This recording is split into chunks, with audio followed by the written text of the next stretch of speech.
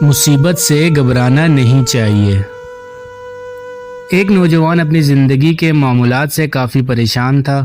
ایک روز ایک درویش سے ملاقات ہو گئی تو اپنا حال سنایا۔ کہنے لگا کہ بہت پریشان ہوں، یہ دکھ اور پریشانیاں اب میری برداشت سے باہر ہیں۔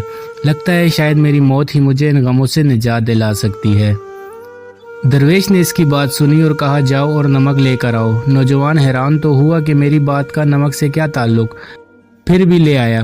درویش نے کہا پانی کے گلاس میں ایک مٹھی نمک ڈالو اور اسے پی لو۔ نوجوان نے ایسا ہی کیا تو درویش نے پوچھا اس کا ذائقہ کیسا لگا؟ نوجوان تھوکتے ہوئے بولا بہت ہی خراب، ایک دم کھارا۔ درویش مسکراتے ہوئے بولا اب ایک مٹھی نمک لے کر میرے ساتھ اس کے سامنے والی جھیل تک چلو۔ صاف پانی سے بنی اس جھیل کے سامنے پہنچ کر درویش نے کہا چلو اب اس مٹھی بھر نمک کو پانی میں ڈال دو اور پھر اس جھیل کا پانی پیو۔ نوجوان پانی پینے لگا تو درویش نے پوچھا بتاؤ اس کا ذائقہ کیسا ہے؟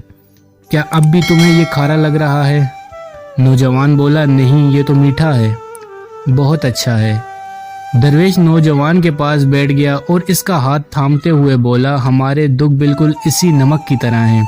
جتنا نمک گلاس میں ڈالا تھا اتنا ہی جھیل میں ڈالا ہے، مگر گلاس کا پانی کڑوا ہو گیا اور جھیل کے پانی کو مٹھی بھر نمک سے کوئی فرق نہیں پڑا۔ اسی طرح انسان بھی اپنے اپنے ظرف کے مطابق تکلیفوں کا ذائقہ محسوس کرتے ہیں۔ جب تمہیں کوئی دکھ ملے تو خود کو بڑا کر لو، گلاس مت بنے رہو بلکہ جھیل بن جاؤ۔